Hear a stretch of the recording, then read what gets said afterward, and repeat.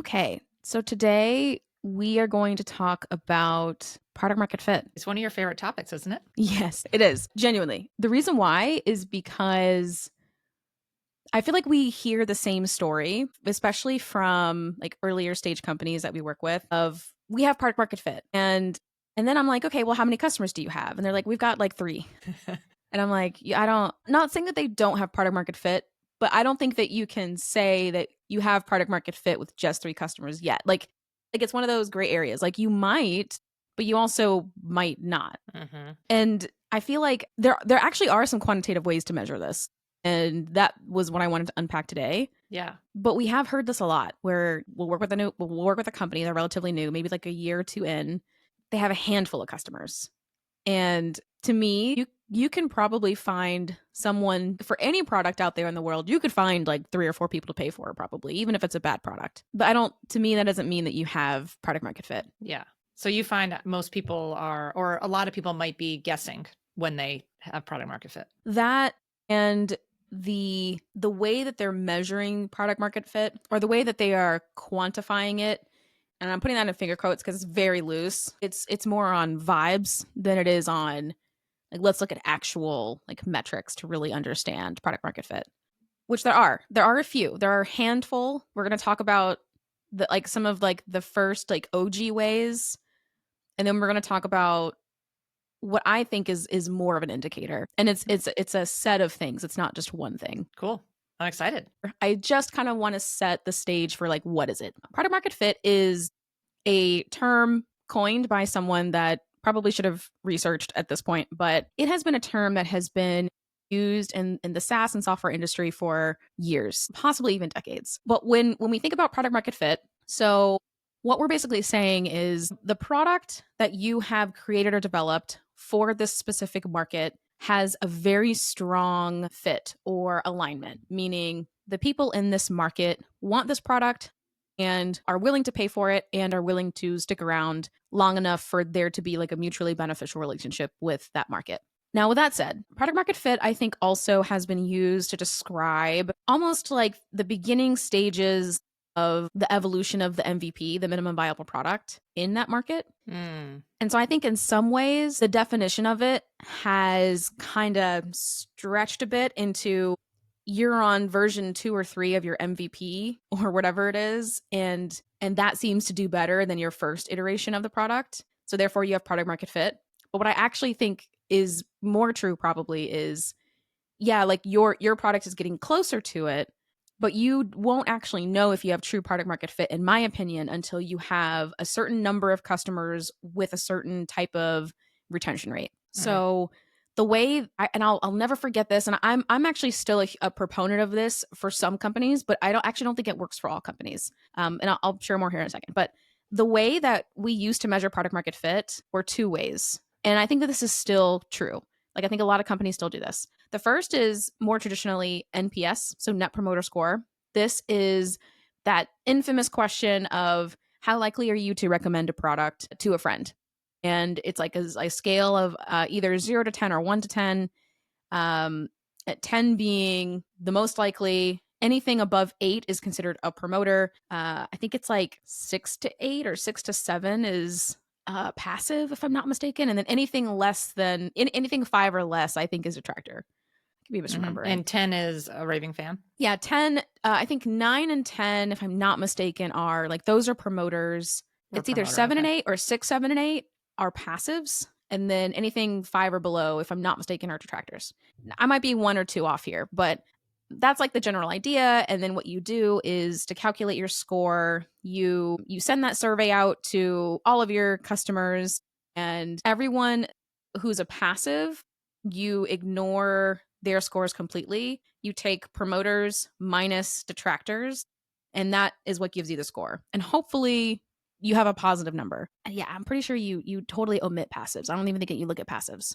But it is helpful to know what percentage of passives do you have in correlation or relative to the other folks. There's a lot of criticism for NPS because it's sent at specific times. And also people's feelings do change short term versus long term. And also NPS gets a lot of criticism because referring a product to someone isn't necessarily the best indicator of fit all the time in certain contexts. So NPS is a good indicator of like how happy is someone generally with your product, but that doesn't necessarily always indicate product market fit. And we're going to unpack why, but it's one of the like the gaps here. And I've actually talked to a few customer success professionals and consultants who are very critical of NPS because it does kind of feel like a vanity metric. It's kind of like a feel good metric that might not actually be grounded in reality, because how someone feels about something is very different than how someone, like what they actually do in real life. And this is why NPS can be a little bit controversial depending on who you're talking to and also depending on how you want to use the metric. But generally speaking, NPS is one of the like old school ways of measuring product market fit. Got it. Sorry. So the second way is what we now call the product market fit survey. And this was started by which company? Was it Buffer or Basecamp? Now I'm not going to remember. So I feel like it was Buffer. I remember the company that championed it was Superhuman. So Superhuman was the email client. I cannot remember if it was Buffer or Basecamp though that created, like that was the originator of the survey. But basically there's the product market fit survey. It's a set of 3 questions, possibly 4 questions, depending on like how you want to structure it. But the main question is, how disappointed would you be if you couldn't use the product anymore? And there's 3 answers. There's very disappointed, somewhat disappointed, and not disappointed at all. You have product market fit if you have, more than like 40 or even 60% of people who say very disappointed who are in your specific target market. So I mentioned that there are actually 4 questions in the survey. If I recall correctly, one of the questions is going to be how would you best describe people who get the most benefit out of this product? And then there's a third question that you'd add, which would be what do you get? Like, what is the most benefit that you do get out of it currently? And I think the fourth is like, what would you add to this product, if anything, or like, what would you want to see us do next or what have you? And the whole premise is to filter by people who describe your ICP and measure the amount of people or the percentage of people who say very disappointed. The somewhat disappointed is interesting because they're kind of passive, and there are some cases where like you'd say, yep, include those people or don't. But you definitely want to understand how many people say not disappointed at all, and does that fit like your ideal target market? Now, I do think that this is a good survey to run, but again, it's similar to NPS where it's not actually grounded in a real behavior. It's grounded in what people believe about themselves and like I don't want to say like their imaginations, but it's more what they're like willing to kind of make up or believe, whether or not that's actually true in real life. So Bob Moesta, go ahead. No, so you're asking them to essentially describe the market. Right. So you're assessing if they understand who this tool is for. And is that assuming that they're included in that? Yeah. So there's that assumption. There are some schools of thought that say to have the person instead describe themselves rather than ask, who do you think this product would be most suited for? So like some people have adjusted this like 4 or 3 question survey to kind of help you assess product market fit.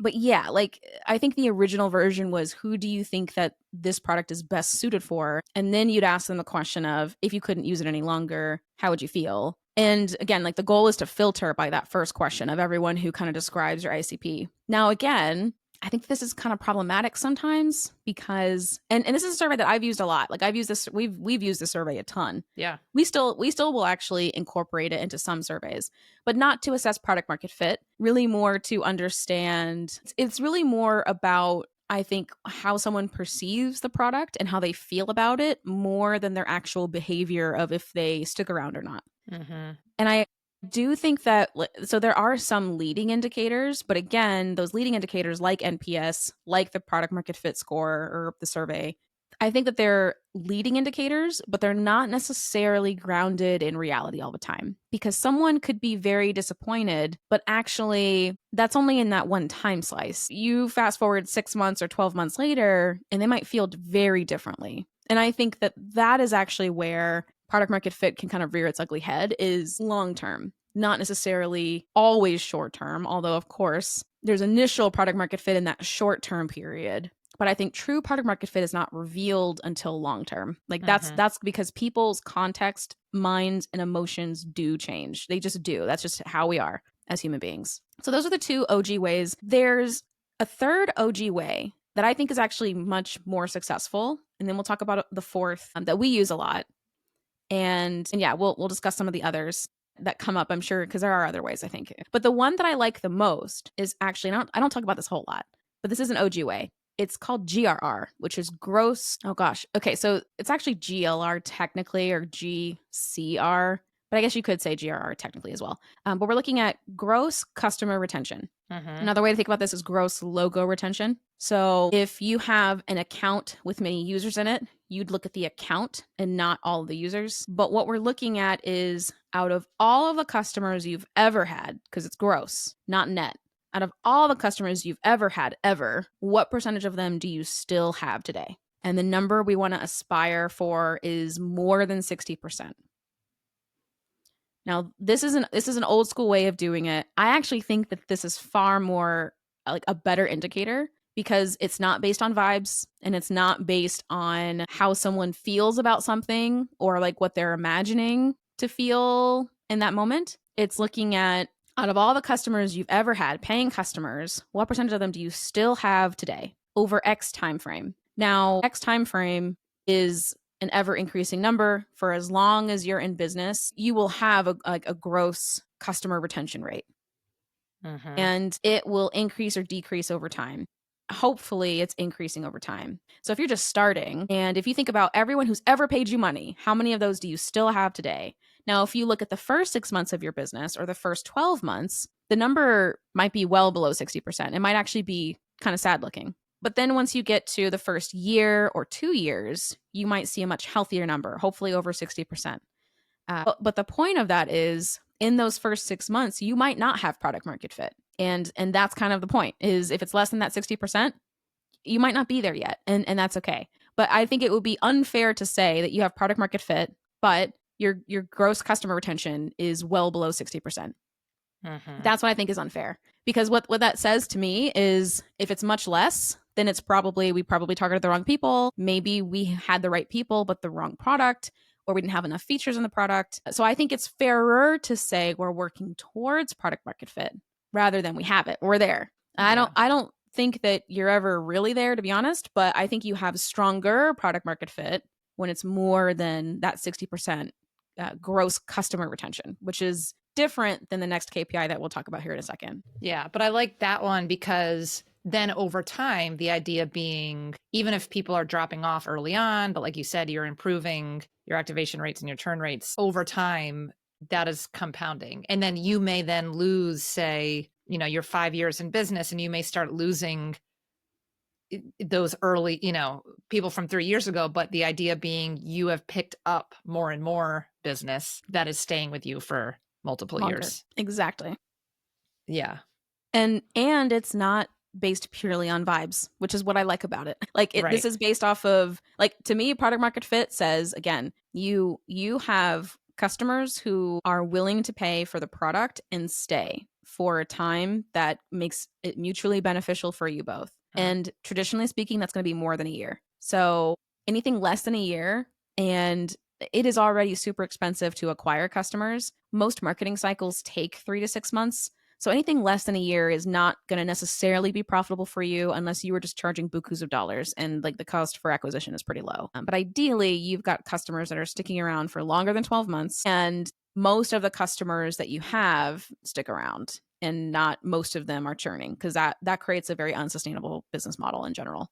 But yes, that's also why I like GCR. The next one, you and I have talked about a bunch, and we talk about with founders all the time, and often they don't know what this number is, but we are showing it to them for the first time, and that's net revenue retention rate, so NRR. We talked a lot about NRR. Do we have a whole podcast on NRR? We do. I feel like we do, I right? think, yes, we'll have to dig that one up and link it. Yeah, so NRR, if you're new to me and my content, then this might be the first time you're hearing about it, but we have tons of content about this. NRR is one of the most critical KPIs for understanding the health of your business. So if you have a recurring subscription model, so you're charging recurring revenue at 12 months, you need to have at least 80% net revenue retention rate. And what that means is all of the revenue that you acquired 12 months ago, you need to have retained from that specific cohort the same, like you need to have at least 80% of that revenue that you acquired. It's October 2025. In October of 2024, how much of that revenue do you still have today from that specific cohort? And the reason why that number is so important is because it tells you how much of that revenue do you still have today. If it's more than 80% average 12 months, you're going to have a much healthier business. It's going to be a little bit easier for you to grow than it will be if you were less than 80%. 60% is like you're crawling, like growth is crawling. If it's like 60% average 12 months. If you used Profitwell, which most bootstrappers I know are going to be using Profitwell. If you don't use Profitwell but you use Stripe has this number as well. And it can show you, you can pull up this chart right now and you can see what your 12-month net revenue retention is. If you have an annual, like if you're primarily annual deals and annual subscriptions, then you're still going to look at NRR. You're just going to look at the 13th month. So 12 months will probably say like 100% or whatever, but your 13th month is what's going to show you the real number. Now, if you're primarily annual deals and annual plans, you're still beholden to NRR. It's just your timeframes are going to look a little different. And it's going to be slower for you to know what net revenue retention is based on tax law and state. So I learned recently, for example, that just because you sell an annual plan, you might only charge monthly. You might not pay all of that money up front. There might be some laws locally that restrict you from doing that. But for the most part, you won't know what your NRR is until the 13th month. So that's going to be what you use instead. But even still, you're still beholden to it. Like it doesn't make sense to sell an annual plan and then most customers churn from the annual plan at the 12-month mark. So you're still beholden to it even if you're annual. And also there are some businesses that are like they sell like annual plans by like every 2 years. And same thing. So you're going to be 25 months rather than 24 months. But that's what we're looking for at that mark. Anything less than 80% is going to feel like a struggle bus. If you're less than 50%, you might see like declining or contracting growth, meaning like MRR is going down, like you're losing money. So the goal here is to we've talked about what causes this before, but the goal here is to look at product strategy, to look at go-to-market strategy, to look at pricing, because it's probably one or all of those things. Similarly, activation could also be a thing here, but chances are if you're less than 60% at 12 months, it's probably something more fundamental and foundational, like pricing, product, or go-to-market. But that, to me, NRR is one of the best indicators of product market fit because customers who aren't good fits, strategy that doesn't align, product-wise or go-to-market-wise, like that's quite literally what product market fit means. So if you have poor NRR, you probably, like there's something wrong with product and market in some kind of way. So how would the GLR number, which you said 60% and above you're shooting for, right?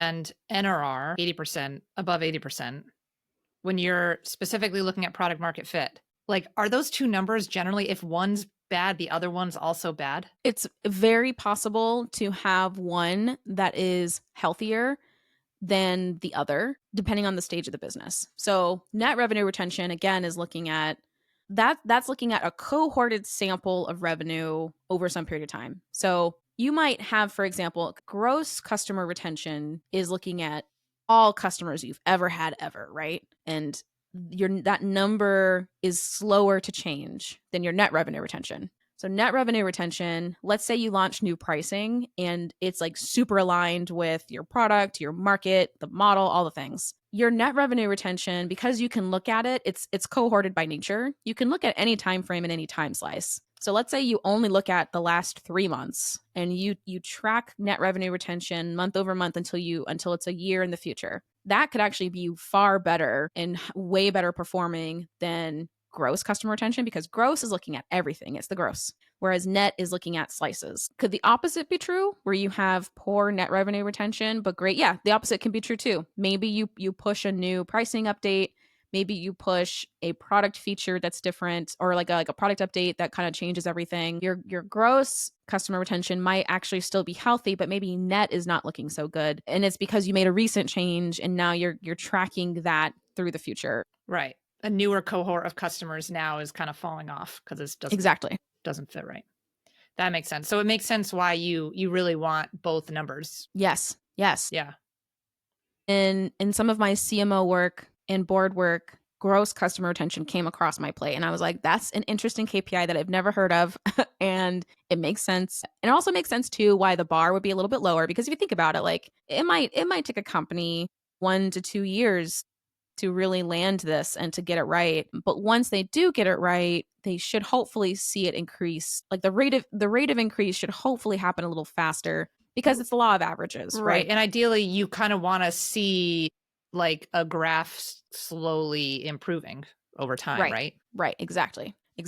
So those to me are better indicators, far better indicators of product market fit. And the reason why is because they're not looking at as a time slice, at least not, NRR is something that you do track over time and you can do look backs. So you can look back at the last 12 months, for example, and see what the average was. But similarly, you can make changes now and then track how it goes for the next 12 months in the future. And that's why I like NRR. But those I think are still better because it's not dependent on vibes, wishful thinking, aspirations, or imaginations of customers. And not to say that they don't love you or are lying to you. It's just more, I think when you ask customers how they feel about product, they're going to be raving fans. Like you're going to find the raving fans. You're also going to find the lukewarm people. But also, depending on when you send that survey, is going to determine how they feel about it. So if you're sending, we tend to see very high scores a month or two after someone getting onboarded and deploying the product, and they're like, it's like the honeymoon phase. They're so excited, they love it, they think it's great, and then send that same survey 8 months later. Do they still love it? Because you might find that the score changes. Right. Or that person may not be a customer anymore. They might have already don't get churned. the survey, and you have no way of really indicating that fall off in those survey numbers. Exactly. So that's why I like NRR and GCR or GLR because they show long-term impact, and that's actually how you determine product market fit, in my opinion. I think it is folly to say that you've got early product market fit when you've got like 5 customers and it's been 6 months. I just don't think that you can say that yet. Yeah. Maybe that's just me. Yeah. Because what we find is fast forward 12 months and actually maybe you had a little bit of product market fit, like a tiny bit, but like not really. But you wouldn't know that until 12 months from now. And then this thing called hindsight bias kicks in, which is like, well, now that I know what I know, we didn't really have product market fit, but we have better product market fit now. But the thing is hindsight's not always 2020. That's why I'm telling you now, if you're in this seat, this is how you have much more reliable ways of determining if you have product market fit than not. And also understanding that your numbers will fluctuate. So if you're early, your GCR might be 100%. And then 6 months, 12 months from now, it might crater. And then like you're going to be figuring it out as you go.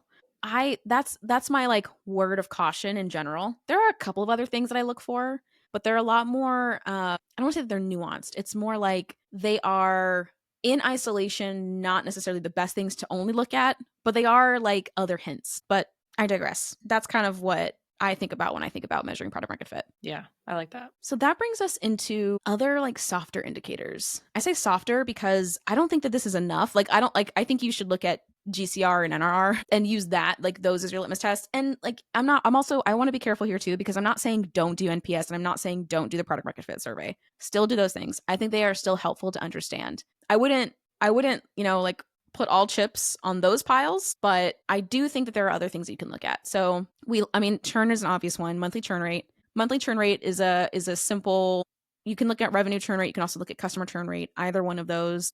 Ideally, if you're a subscription-based SaaS, which most of them are, if I'm not mistaken, you're looking at, especially if you offer like a monthly plan, you're looking at ideally less than 5% month over month.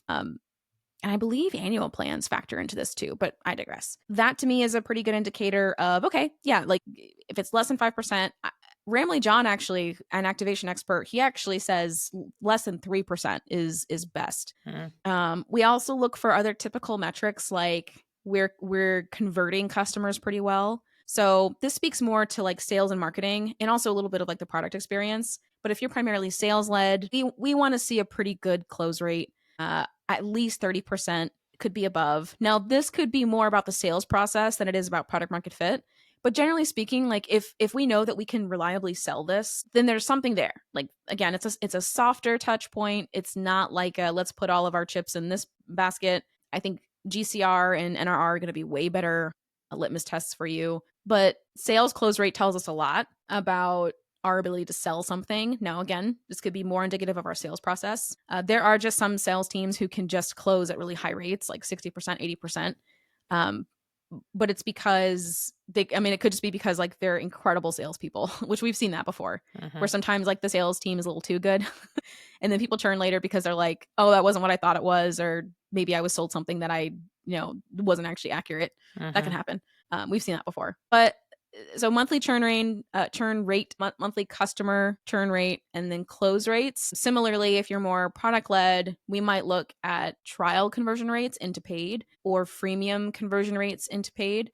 And that tells us a little bit also about like this seems to be selling to some degree. Now, whether or not they retain is a different story, but there seems to be something here in terms of our ability to at least convert people and sell it, which either the sales team is doing or the product is doing or both. At what point when you're looking at those things, are you pulling out maybe different segments of the market? Great question. I think every stage. So you've seen me do this in some of our analysis work on the growth side, but also in survey work, like when we're analyzing survey responses. I think it is absolutely critical that you are looking at these numbers, not just as a whole, but also cohorted. I gave a talk at MicroConf, and this was MicroConf Atlanta. I want to say it was like 2 years ago now. I gave a talk, and it was about like the top growth levers that you can pull to help grow your company today. And I covered things like NRR, et cetera. And Ben Chestnut, who was a founder, one of the, I believe, co-founder and CEO, creator of MailChimp. They had sold into Intuit, I want to say, gosh, has it been like 3 or 4 years now? But Ben Chestnut was at MicroConf. He's based in Atlanta, as am I. And at the end of my talk is his fireside chat with Rob Walling. And he said, I just want everyone to know that Asia's talk that she just gave is cheating. Because when I was doing this type of stuff, I had to do it manually. So he was talking about how he was calculating NRR manually with spreadsheets, which is a giant pain in the ass. Like it's just a pain in the ass because you can't just look at 1 month and then multiply it by 12 or whatever and get your NRR. You have to look at like, okay, how much revenue did we get from that month? And of those people, how much should we get in the next month and then the next month and then the next month after that? Like you have to actually measure it. You can't just assume because people can drop off at any point in the journey. So he's manually measuring this. And then he said, and then he took it a step further. He wasn't just calculating NRR. He started cohorting it, meaning I'm not just looking at this month. I'm also looking at this month and these types of customers or these types of plans or these types of buyers or users or whatever, which is a whole other level of specificity. And I actually don't know if he's a data guy, but I can imagine like if you're not a data guy, like that would be very challenging. Like you'd have to work with someone obviously to do this, someone technical, someone who can kind of like an analyst or who can act like an analyst. But all that to say, yeah, his point was you have software now that can help you do this, things like Profitwell, but probably more like ChartMogul. I'm actually not sure if Stripe can do cohorts. But his whole point was like, yeah, like look at these numbers and segment them. Like it's impossible to, or it would be unwise to look at this at face value. You really got to understand the different buyer types. And the only way to understand that is to collect that type of data, ideally when someone signs up or books a demo or whatever it is. That data is getting put somewhere and then you can actually do that type of analysis later, like down the road. But honestly, at every stage, we really shouldn't just be looking at like bird's eye. I mean, bird's eye is super helpful, but what we might find is there are certain segments that just far drastically outperform others. So for example, in my fractional CMO work, there are 2 segments that we are targeting. There's one segment that through no fault of anyone really, their NRR is just much worse. Like this is a segment that tends to go out of business. And so when that happens, obviously like they cancel, they churn, but they cancel and churn everything. And it's not necessarily something that we can fix all the time. At least there are resources that we provide that help these business owners, but this is it's a riskier segment, but it's also for better or for worse a more passionate segment at the same time. The second segment, however, the ones who make it, and are more established and are larger, their net revenue retention rate is excellent at 12 months. It's usually like 112%. Like it's like really high. If we were to look at everything blanket, like if we were to look at everything like high level, we'd assume that our NRR was like not that great, because if you average those two segments, you get a 12-month NRR that is like kind of barely ticking along. But if you look at this segment though that's performing really well, that kind of tells us like maybe that's a segment that we should focus on growing, which is exactly what's happening. Like we're focusing on growing that segment. In the meantime, we're implementing things and practices and resources to help the other segment, but understanding that a lot of that is probably out of our control. Like a lot of it we won't be able to fix. However, we can certainly provide resources to help that first segment, but really the second segment is what we should focus on expanding. And that's the type of data gathering that helps with decision making when it comes to where your business goes next, how you think about growth, how you think about go to market, all the other things that kind of fall out of that. But yeah, to answer your question, in terms of like when we start segmenting, as soon as humanly possible. Even understanding churn based on the type of plan that someone's on or the segment that someone's in, even if you can't do NRR quite yet, just monthly churn kind of helps a lot. Like, so, and sometimes some certain segments will have net negative churn because they're actually retaining and expanding faster than they're churning, which is incredible. Like I've worked with a couple of companies that have had net negative churn. It's really cool to see. Like it's kind of wild too, because like in ProfitWell, I think the bar like literally like goes below like the X line, and you're just like, whoa, like that's possible. And it's like, yes, it is possible. And it's very awesome when it happens. It's rare, but if you can do it, it's great because you're quite literally growing with doing very little. Obviously it took a lot of work to get there, but once you do get there, it's kind of just taking off on its own. But yeah, great question. Yeah. So then, I mean, you're obviously focusing on product market fit. You may have product market fit with a certain segment and not with another. So splitting it out early is important, not just thinking, oh, everything looks too low. But when you start segmenting and cohorting, okay, now you can specifically look at one area and maybe those metrics are better. Yeah, exactly. And I think there are certain scenarios where we can say we have product market fit despite the numbers. So I think in our context, it's funny because it really does depend on who you ask. Some would argue that you don't have product market fit because like that market can't sustain the product. But at the same exact time, we also know that when people churn, the majority of the reason is not because of us. It's because of things far beyond our control. I think when it comes to stuff that is within our control, I think it's a little different story. But I think that there are some people who would argue that technically that first segment that I mentioned earlier, the ones like who churn because they like go out of business, I think there are some who would argue that like that's actually not the product market fit, despite them getting value out of the product and canceling for reasons totally outside of our control. So there are some like who would be in the camp of like technically that's not product market fit. But then there are others who might say like, I mean, yeah, like as long as it's nothing that, you did or is a context that you truly can't control, it might be okay actually. So TBD. But what we can say is that other segment has much better product market fit. Like it checks all the boxes. We know that that's like, okay, this clearly is showing signs of strong product market fit. We should go in this direction and continue to expand there. So we can at least say that. I think the first segment that I mentioned, yeah, there are some who would argue that we don't. And I think that that's fair. And then there are some who would say like, well, technically, maybe you do for these reasons. But cool. What questions come up for you? So maybe you could talk a little bit about when clients come to you and us, and like in the beginning, I think you said, people, they assume they have product market fit, but they probably didn't look at some of these key metrics that you talked about. So like, what's the cautionary tale then? Yeah. What are they now doing? And what does that look like when they're not thinking maybe we don't have product market fit? Totally. So when companies work with us and this is the first thing that they're kind of shouting from the tops of like, listen, we've got early product market fit. And I'm like, you've got 5 customers or whatever. It's like a handful, especially the ones that are like less than 20.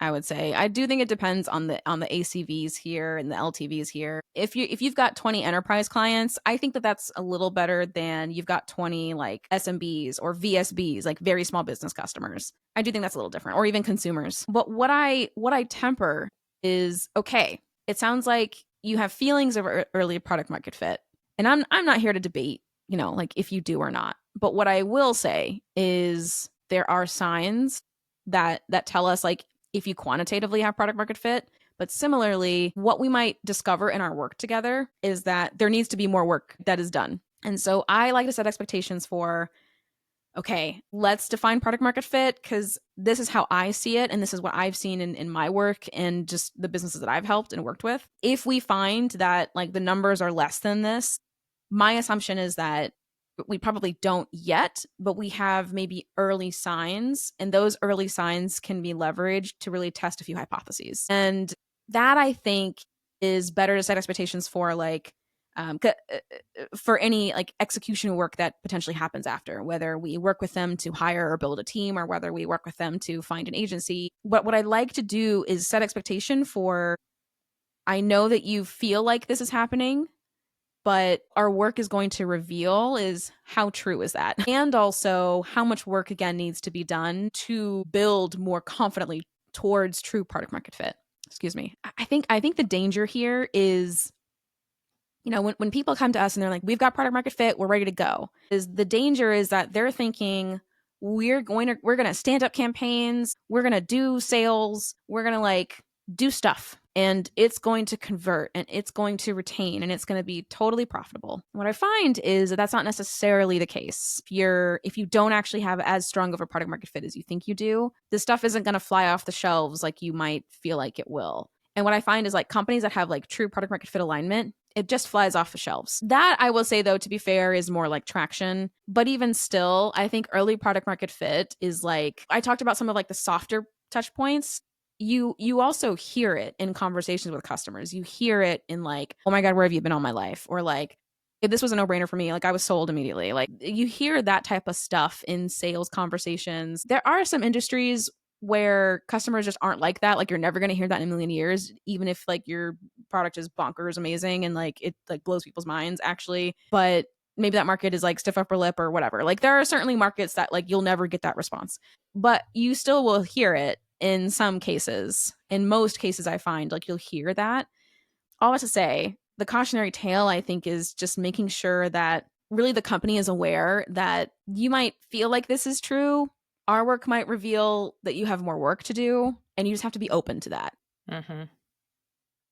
And my job is not to crush souls. It's really to help enable people like to get to where they want to be. But I also have to be realistic. And if what we're seeing is like gross customer retention rate is actually like way low, it might get better.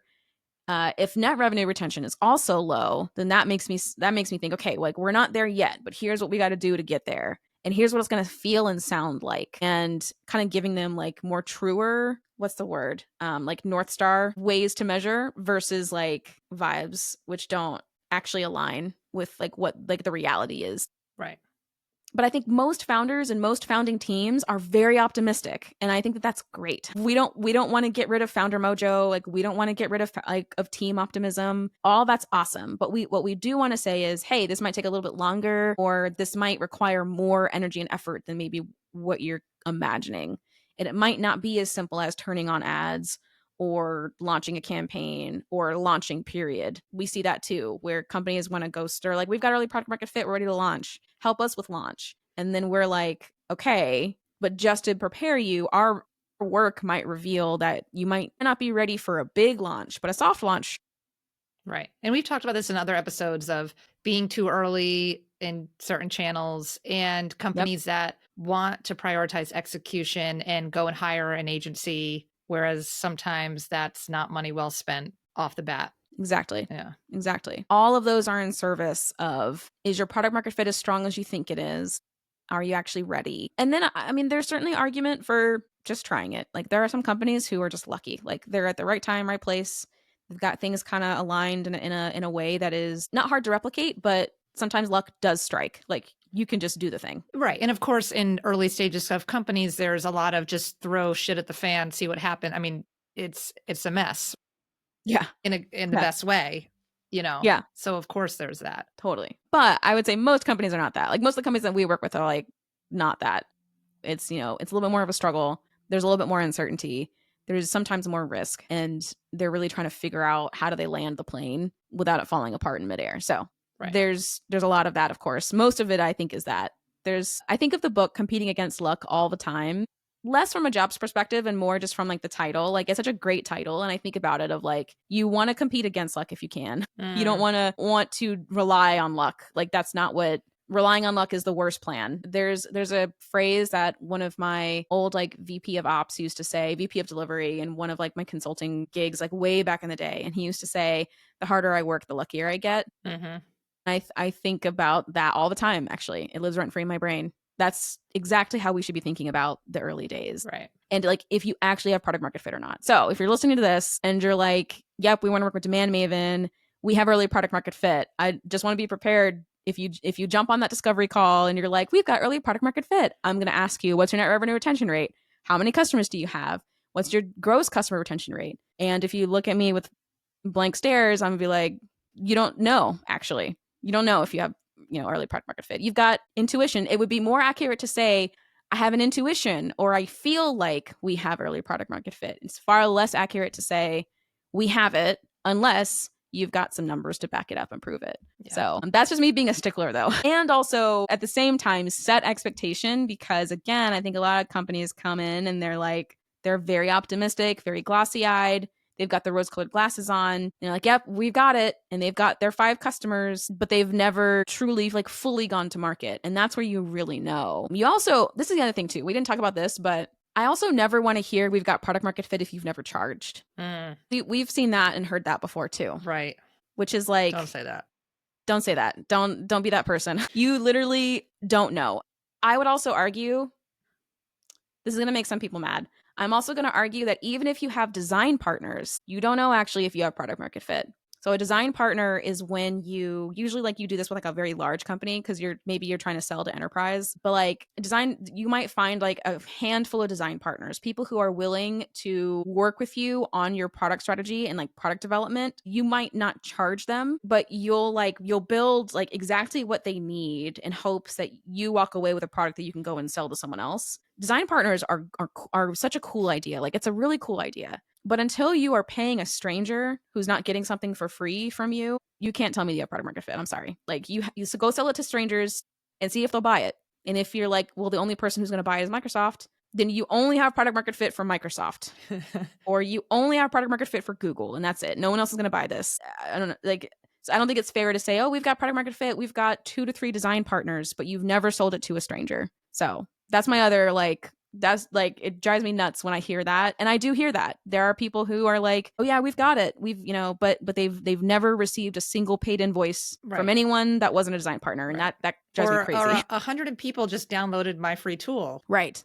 But they're not paying. I have 100 people. Yeah. But will they pay for it? Right. You have leads. You don't have customers. Yeah. Totally. Yeah, no, it drives me absolutely crazy. But I think I get the optimism. I also think a lot of founders too, especially if they're first-time founders, people kind of want to skip the step a little bit. They want to get straight to, we've got product market fit, let's scale, let's grow, let's do the thing. But I caution so much skipping that phase because it is so critical. I do think you should be charging as soon as you possibly humanly can, because that is when you actually know if you have product market fit. But until you get to that phase, until you're ready to actually start charging, you're not going to know. And even when you do start charging, you won't actually fully know until like you're a year or 2 in.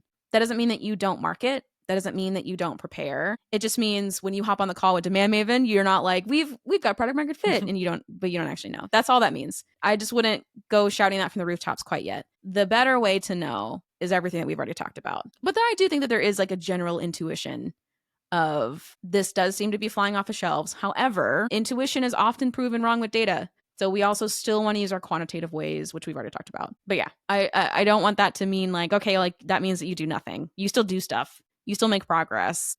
But maybe we don't fully buy into that idea quite yet until we have the data. And then we can say, okay, yes, we have confirmed this. We've validated this. But again, it'd be more accurate to be like, I have initial feelings of this or intuition of this. I think we have product market fit. I don't know yet is more accurate. And then once you actually get there, you can say it. Cool.